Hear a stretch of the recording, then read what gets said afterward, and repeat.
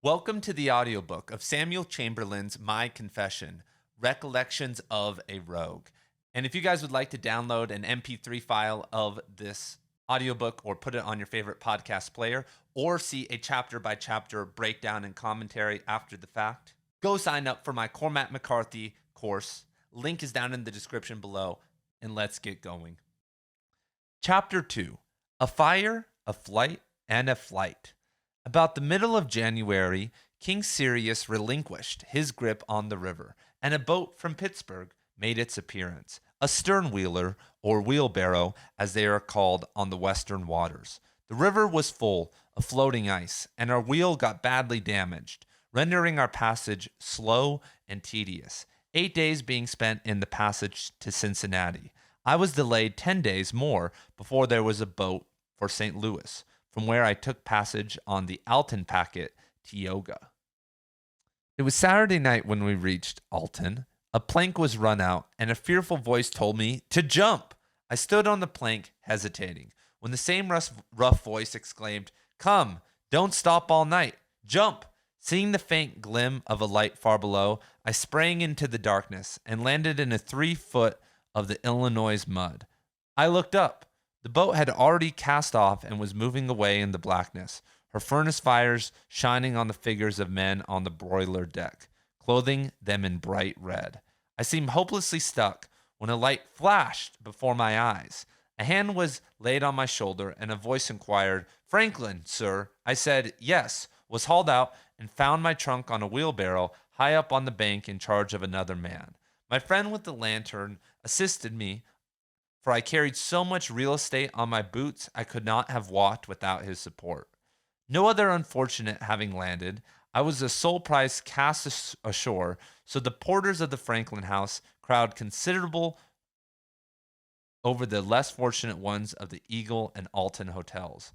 Words led to blows, and poor me, covered with mud, cold, wet, and hungry, had to set down on the wheelbarrow, which was about as muddy as myself, while the Altonites fought it out. It was about 9 p.m., dark, no light but one lantern, which had been given to me at the commencement of the fray. The inhabitants came pouring out. Dogs rushed through the street, barking and fighting. Oaths and curses filled the air.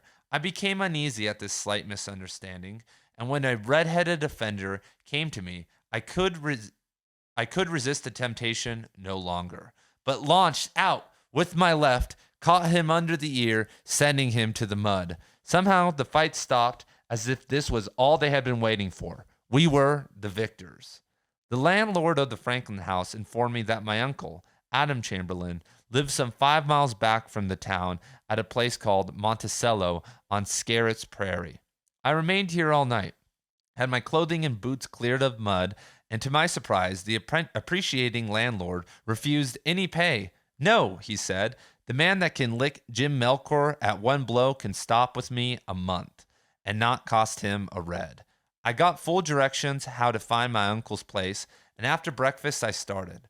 I called at the post office, found 12 letters from my adored one, 9 from home. I went up to what is called the coal branch, and after getting into the woods, I sat down on a log and opened my letters. They were dated from various places. The last 3 from her home. How glowing they were with warm language of love and devotion their pages were. But the last one contained a sentence I could not understand. It read, "I sometimes think our acquaintance was but a blissful dream, yet so happy, so full of ecstatic joy that I would never wish to awake. You should have married me there. You should be with me now. Here is your place. Am I not your wife in the sight of God? Come at once, or I am lost to you forever." I read this over and over again. Its contents half crazed me. What could I do? I was almost out of money. I resolved to tell my uncle a part of my story, obtain a loan sufficient to carry me through, and fly to rejoin my treasure. I proceeded on, following the branch for a guide, and soon came to a clearing of some 200 acres with a large barn painted red, a small log house, and numerous outbuildings. I knew at once this was my uncle's farm. I knocked but received no answer. The latch string was out, so I pulled and went in. No one was present to bid me welcome. The house was built of hewn logs, neatly fitted together. There was 3 rooms on the ground floor, and everything was neat and in excellent order. I went out and took a survey of the grounds. The huge frame barn, with cattle, horses, sheep, hogs, and numerous fowl. There was a fine peach orchard, smokehouse, and various buildings for storage. Returning to the house, I found a file of St. Louis's Republican, read until I fell asleep, and did not awake until late in the afternoon, and found the family, returned from church, standing around me. After I made myself known, I received, I thought, very coolly. My uncle was a man of some 45, quite gray with avarice, speaking out from every line of his sharp Yankee face. When I saw this, my heart felt like lead. It killed all thoughts of a loan. The family consisted of an uncle and wife, 2 boys and 1 girl. The oldest boy, Gustavus, was a year and a half older than myself, and was as rough as a cub ever went unlicked. Uncle owed my family $500, and after supper I stated my case and asked for a part of the debt due for years. He denied it toto. I then requested a loan sufficient to go to Arkansas, with offering any interest he might ask. He only laughed at me and insulted my poverty. Oh, Grace! How I repented then in agony at not taking your advice. I went to bed and cried myself to sleep. My uncle made me an offer to remain with him until I was 21, 5 years. I was to work on the farm 6 months, the other 6 attend the academy in Upper Alton, and when I was free, he was to give me 80 acres and some stock. I said nothing, but mentally resolved to be in Arkansas, if I could raise the money. How I did not hardly care, for I must go. In 2 weeks I had, no matter how, some $50, and had made up my mind to start by the next boat, when I received a letter that destroyed all of my hopes. Grace wrote that she was to be married in May and start for Europe. She said she loved me as dear and fondly as ever, that it was my own fault, and in the next line said she hated me and had before she consented to be the wife of the man she was to marry, she had told him all, and he had sworn to kill me on sight. What a change in 2 months, but my dream was over. Monticello Seminary was a large building built of limestone on Scarrett's Prairie, about 2 miles from Uncle's house. In this delightful institution, there was in residence some 40 young ladies, the daughters of the wealthy Missourians and Kentuckians. The only church service in the neighborhood was in the school of the room of the building which I attended regular every Sunday. I had quieted down at 16. All the joy and romance of life departed, as I thought, forever. I now went to work in a listless, mechanical sort of way. The farming implements seemed to lose all their strength and durability in my hands. Axes, hoes broke. Carts and wagons came apart or smashed up in the most unaccountable manner, to Uncle's great grief and indignation. Finding my experimental farming did not pay, my uncle asked me to break saddle some colts, to which he had a large number. If I succeeded, I could have my choice for my own. Though I knew that he was in hopes that I would get my neck broke, yet I accepted the offer with joy. I was always a dear lover of horses, and I entered heartily into my new employment, and the gloomy condition of my mind was gradually dispelled by the healthy exercise. I was more or less on horseback every day, riding around the country, having a good time generally. One day I approached the seminary. I observed a black smoke pouring out of the glass observatory on the roof. I dashed up to the building and found all was confusion. The principal was absent. There was no man about the place. The teachers, with a few of the oldest pupils, were at work, removing some of the lighter furniture and trunks out of the house. Dense smoke filled the halls and staircases. The frightened inmates thought the whole house was on fire. I cried out that the fire was in the roof, and seeing a row of fire buckets hanging in the hall, I threw them down, rushed with 2 to the well, filled them, and run up to the stairs, asking one of the teachers to see they were all filled up and brought up. The door leading to the observatory was open, the smoke rolling out thick and fast, a fire blazing. I recommended opening the doors and windows below to get rid of the suffocating smoke, forming a line of girls to pass the buckets, putting the stout servant girls at the well to man the windlass. All this was done, water came freely, and after 15 minutes' battle, the fire was conquered. I remained to supper at the seminary.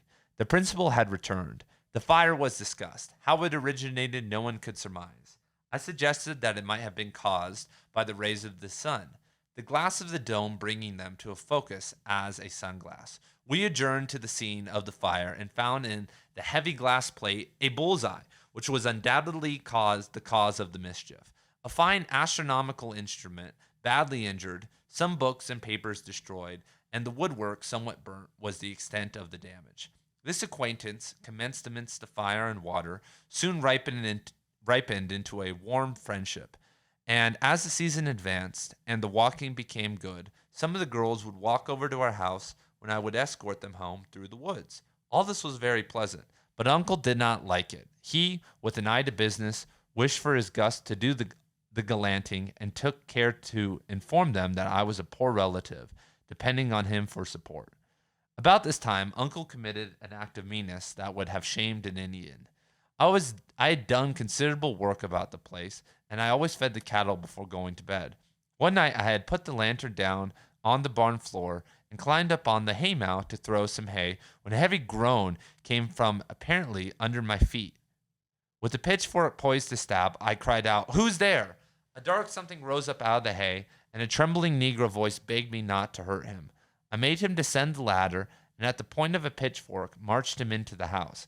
He proved to be a runaway slave from Missouri. Aunt got him a hearty supper. Uncle took him back to the barn to sleep and promised to take him distance north next night. He remained hid all next night, and at dark, Uncle with Gus hitched up a mare and covered wagon and started off with the fugitive. I felt I had done my uncle injustice, that there was a kind of spot in his heart. I suppose he was taking the poor fellow towards Canada and liberty, but this renegade Yankee and hypocritical church member had gained the confidence of the trembling slave, found out his owner, and was driving through American Bottom to cross over to St. Louis and deliver the man who had ate bread and salt under his roof to the mercies of his master, to stripes and torture, receiving 500 of blood money for his treachery. This I found out by overhearing the father and son disputing about the division of blood money. I felt bad for the part I had taken in the affair, and my good aunt suffered greatly in the mind at the atrocious act of her husband. She was a kindly motherly woman, but lived in a constant fear of the tyrant who never spoke one word of kindness, but always found fault with everything she'd done. With all my amusements, I performed a great deal of hard work on the farm. I plowed and planted, made fences, mauled rails, and I convinced my guardian that there was some good in me. I grew hardy and ruddy, and in the glory of my strength, I felt anxious for somebody to pitch into. And this gratification I soon had. I had finished plowing a lot, had put up my horses, and was going toward the house when Gus ordered me to go and do some job about the barn. I was surprised at this unusual assumption of authority, but discovered the cause in the appearance of several of the young ladies from Monticello. The cub evidently wanted the coast clear for his own advancement. I went in, washed, and as the girls had come to spend the evening with Aunt, so they said, I went in for a good time generally. During our frockling, Gus hung around and made himself very disagreeable by his insulting remarks, but we gave as little notice to him as possible. Two of the plumpest of the girls, with sleeves tucked up, Aunt's aprons on, were helping that good old soul prepare supper, laughing and chatting like the madcaps that they were.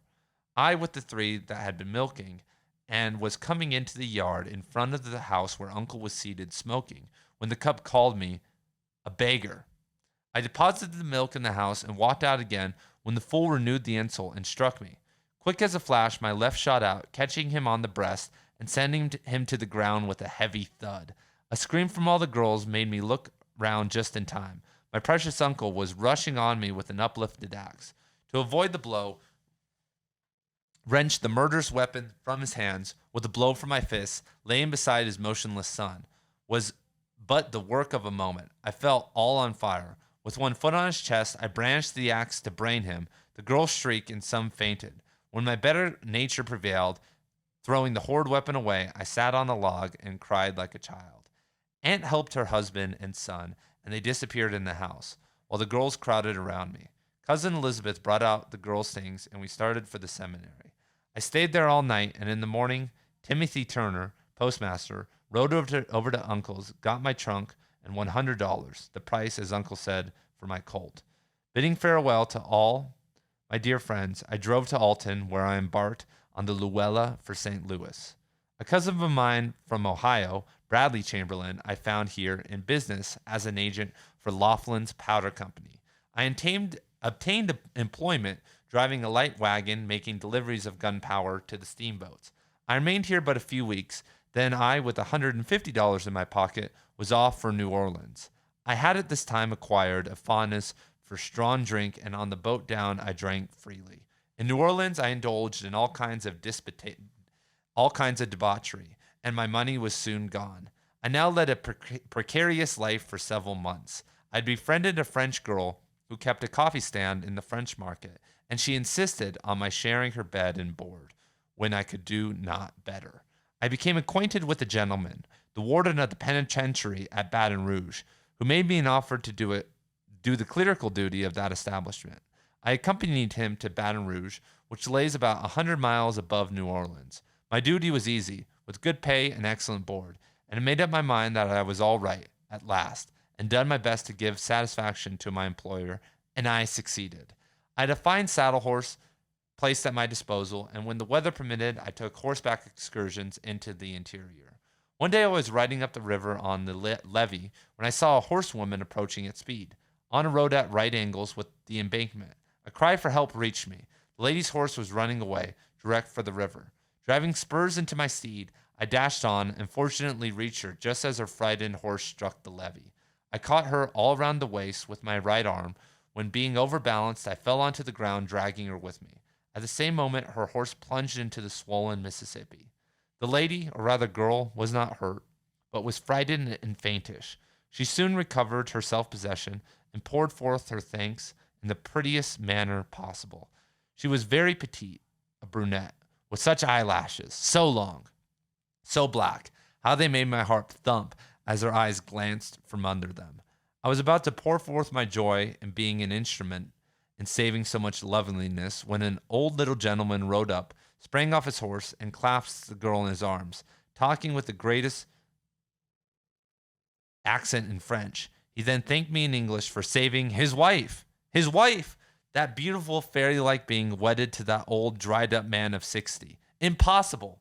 They both noticed the look of astonishment and disgust that I could not prevent, and while the richest crimson suffused her cheeks, a look of bitter hatred spread over his ape-like features. The next day I was engaged at the landing. A servant rode up to me and handed me a note. It was from the mistress instead of the master. She wished to see her preserver, so she called me, and described a cabin where she would meet me at 5 p.m. I was punctual at the rendezvous.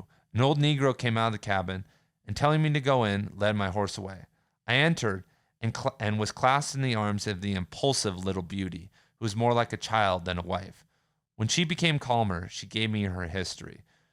Her married name was Stella LaBoisse. She was the only child of a wealthy Creole parents, and she remained in a convent in New Orleans until she was 17, when she was taken home, and old LaBoisse was introduced to her as her future husband. Being pleased to be released from the restrictions of covenant life and being totally ignorant of the true relations of married life, she had wedded in joy, but it was to awake to the sad reality of being the slave to a capricious whims of an old lustful tyrant. Poor little bird! We were both young, loving, and passionate, and that humble hut became a paradise to us. Before we parted, we made arrangements to meet at the same place as often as we could. For 3 months, we were as happy as mortals can be in this world. Old LaBoisse appeared to have forgotten my existence. We formed a plan to elope in the north, and without waiting for the tie to be severed that bound her to LaBoisse, we would marry and be happy for life. What foolish, blissful dreams! One afternoon, I was busy at the lower landing when my employer, Mr. Hayes, rode up and gave me the startling information that Mr. LaBoisse had been at the penitentiary with half a dozen armed men inquiring after the Yank and swearing to have his life. Hayes gave me his horse and a pocket of Derringer and told me to put out for some steamboat landing below. I was off none too soon, for the old Frenchman and his riders caught sight of me and with fierce cries increased their speed. Taking the lower levee road, I lost sight of my pursuers. The smokestacks of the steamer appeared over the trees. She was at a small wharf wooding up. I rode down to her just as they were casting off, turned my horse loose, and sprang aboard as she left ashore. I found myself on the White Cloud, one of the great brag boats of the Mississippi, and bound for St. Louis. We soon came in sight of my pursuers, who waved a handkerchief and hailed us. Fortunately, a huge steamer came puffing around the bend, making for us. The captain recognized her as a new boat, the St. Anthony, built expressly to beat the White Cloud. Instead of stopping, our fires would increase, black smoke rolled out of the chimneys, and we dashed through the water at a great speed. Our opponent replied with a great speed, whistling the notes of defiance and vast volumes of dense smoke. It became a race, and we flew by Baton Rouge with the St. Anthony half a mile astern. My mind was no longer on the race, but upon Herm, whom I was so cowardly deserting. Now I could see the huge cypress tree near the hut, where we had enjoyed many happy hours. Oh, how I wished that Stella was the companion of my flight. How I regretted that I had not eloped with her before the denouement took place. But such thoughts were idle. I felt we were separated forever. We gradually dropped to St. Anthony, and in 4 days and a half we lay at the levee of St. Louis.